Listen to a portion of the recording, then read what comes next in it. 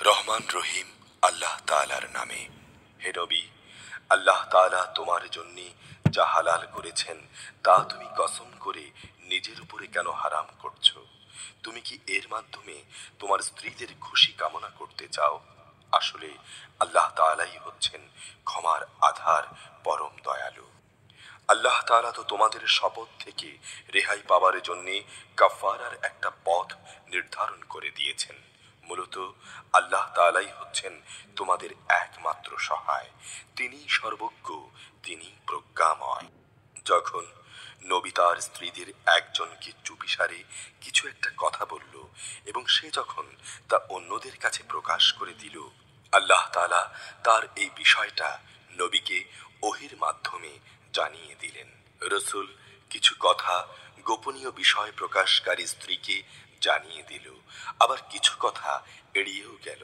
অতঃপর নবী যখন তার সে স্ত্রীকে সে বিষয়টা জানালো, তখন সে বলল, আপনাকে এই খবরটা কে জানালো?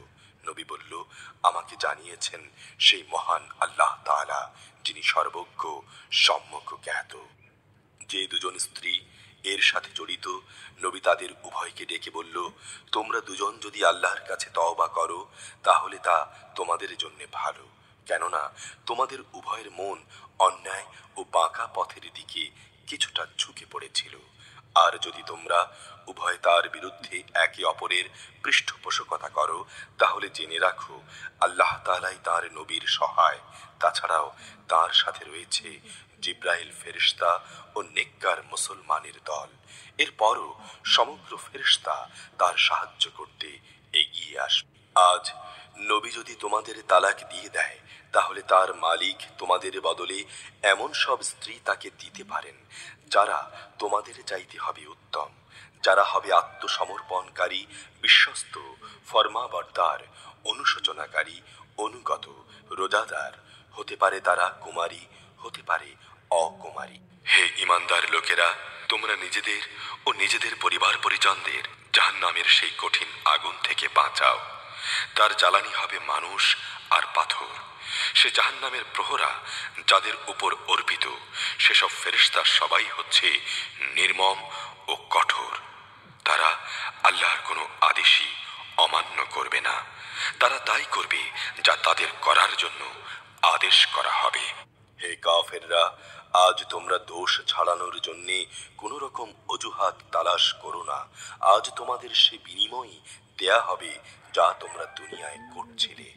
হে ইমানদার ব্যক্তিরা, তোমরা গুনাহ খাতার জন্যে আল্লাহর দরবারে তওবা করো।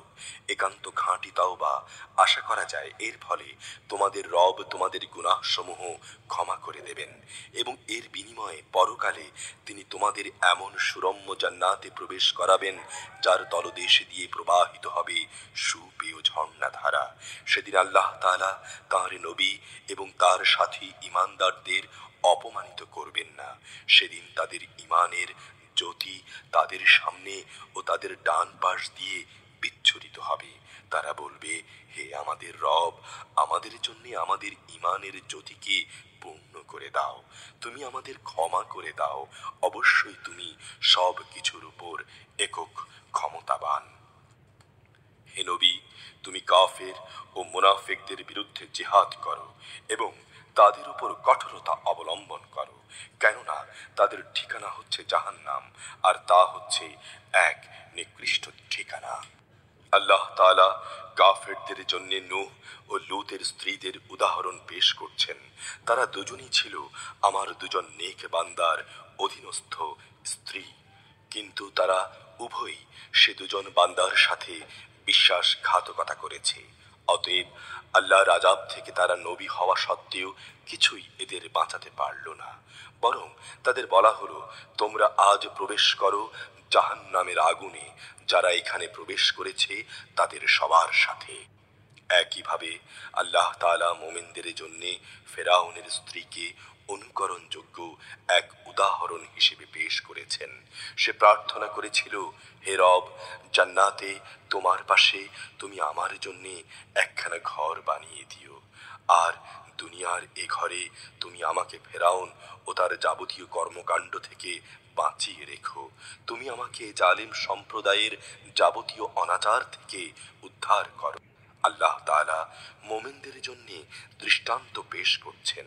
ইমরানের মেয়ে মারিয়ামের যে আজীবন তার সতীত্ব রক্ষা করেছে, অতঃপর আমি আমার সৃষ্ট রূহগুলো থেকে একটি রূহ তার মধ্যে ফুঁকে দিলাম।